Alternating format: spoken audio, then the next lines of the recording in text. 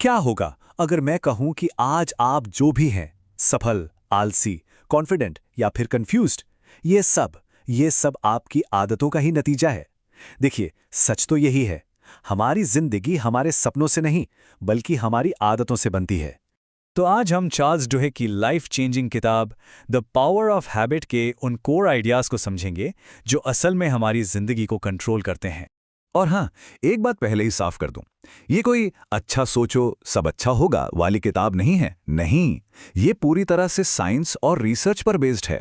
ये किताब बताती है कि हमारा दिमाग असल में काम कैसे करता है, और ये भी दिखाती है कि अपनी आदतों को समझकर और बदलकर हम सच में अपनी किस्मत बदल सकते हैं।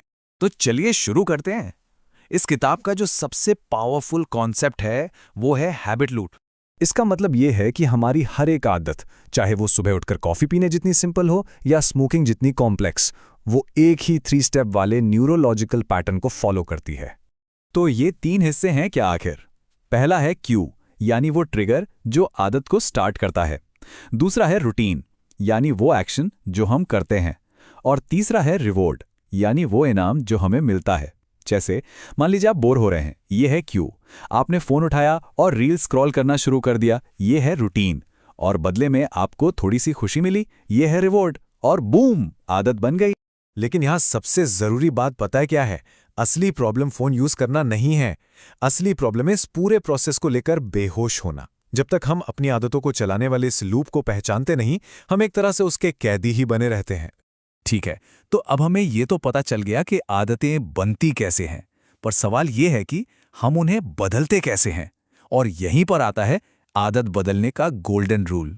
डोएक एक बहुत सीधी सी बात कहते हैं, आप आदत को डिलीट नहीं कर सकते, आप उसे सिर्फ रिप्लेस कर सकते हैं। आदत बदलने का ये गोल्डन रूल कहता है कि आपको पुराने क्यू और पुराने रिवॉर्ड को तो वैसे ही रखना है, लेकिन बीच में एक नया रूटीन डाल देना है। चलिए एक क्लासिक सा उदाहरण देखते हैं। मान लीजिए क्यू है स्ट्रेस। पुरानी आदत में रूटीन था सिगरेट पीना, जिससे रिवॉर्ड मिलता था राहत का। अब गोल्डन रूल का इस्तेमाल करते हुए क्यू और रिवॉर्ड तो वही रहेंगे, स्ट्रेस और राहत, लेकिन रूटीन को बदल दिया एक छोटी सी वॉक से। देखा, आदत को तोड़ा नहीं गया है, उसे बस अपग्रेड कर दिया गया है। चलिए अब एक और गेम चेंजिंग आइडिया पर आते हैं, कीस्टोन हैबिट्स। ये वो आदतें होती हैं जो अपने साथ साथ पॉजिटिव बदलावों का एक डोमिनो इफेक्ट शुरू कर देती हैं। कुछ पावरफुल कीस्टोन हैबिट्स हैं, रोज एक्सरसाइज करना, सुबह जल्दी उठना, या फिर अपने दिन की प्लानिंग करना। जरा सोचिए, जब कोई इंसान जिम जाना शुरू करता है तो क्या होता है? धीरे धीरे वो अच्छा खाना भी शुरू कर देता है, जल्दी सोने लगता है और ज्यादा डिसिप्लिन्ड हो जाता है। मतलब एक आदत पूरी जिंदगी को बदल देती। तो इसका मतलब ये हुआ कि सवाल ये नहीं है कि मैं अपनी जिंदगी में क्या क्या बदलूं। असली सवाल ये है, वो एक सही आदत कौन सी है जिसे मैं शुरू करूं। फोकस सब कुछ एक साथ बदलने से हटकर उस एक अकेली हाई इम्पैक्ट वाली कीस्टोन आदत को पहचानने पर आ जाता है। और असली बदलाव तो तब आता है जब आदतें हमारी पहचान का हिस्सा बन जाती हैं। ये कुछ करने की कोशिश करने से कुछ बन जाने का सफर है। देखिए, मैं सिगरेट छोड़ने की कोशिश कर रहा हूं और मैं सिगरेट नहीं पीता कहने में जमीन आसमान का फर्क है। पहला एक टेम्परेरी स्ट्रगल है, जबकि दूसरा इस बात का ऐलान है कि आप कौन हैं। तो ठीक है, थ्योरी तो बहुत हो गई। अब इस पूरी जानकारी को एक प्रैक्टिकल एक्शन प्लान में बदलते हैं, जिसे तुरंत इस्तेमाल किया जा सके। लेकिन कोई भी एक्शन प्लान शुरू करने से पहले एक बात समझनी बहुत जरूरी है। बदलाव के लिए चाहिए विल पावर, और विल पावर ना एक बैटरी की तरह होती है। ये लिमिटेड है, पर अच्छी खबर यह है कि इसे एक मसल की तरह ट्रेन करके मजबूत बनाया जा सकता है। तो किसी भी आदत को बदलने के लिए ये रहा एक सिंपल 5 स्टेप का फॉर्मूला। सबसे पहले कोई एक आदत चुनिए। दूसरा, उसके क्यू को पहचानिए, ये कब, कहां और किस मूड में ट्रिगर होती है। तीसरा, उस असली रिवॉर्ड को समझिए जिसकी आपको तलाश है। चौथा, एक नया रूटीन चुनिए जो वही रिवॉर्ड दे। और पांचवा, 30 दिनों तक टिके रहिए।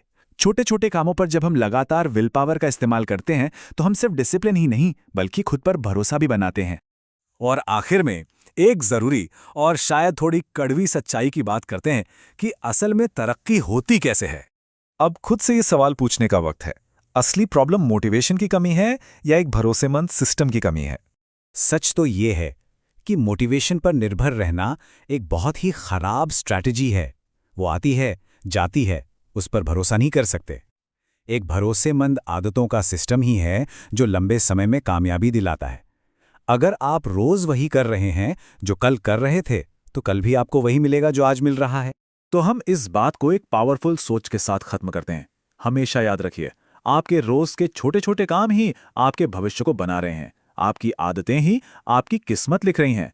तो सवाल